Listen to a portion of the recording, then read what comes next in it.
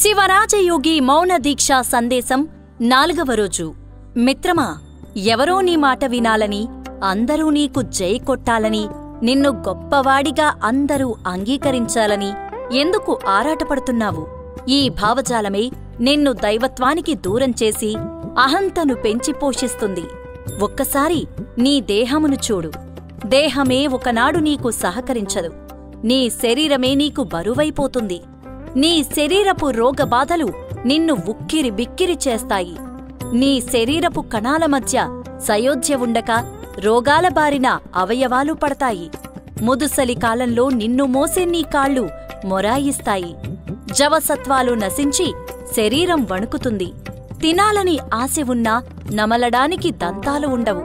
బ్రతకాలని ఆశ ఉన్నా నీవు బ్రతకాలని కోరుకునేవారూ ఉండరు. నీవు నీకే కాదు, నీ కుటుంబానికి, సమాజానికి బరువవుతావు.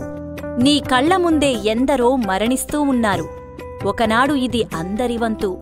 అనివార్యమైన ఈ మరణం రాకముందుకే నీ ప్రాణం యమపాశమునకు చిక్కకుండా నీ ప్రాణం బ్రహ్మరంధ్రంలో నిలకడ సాధించే సాధన, ఆత్మజ్ఞాన సాధన నిత్యం చేయుటకై పరితపించు.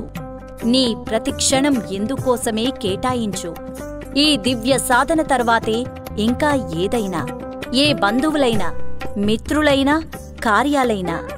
నిన్ను ఈ సాధన నుండి దూరం చేసే ప్రతి విషయాన్ని దూరం పెట్టు. ప్రతి ఘట్టమును త్యజించు.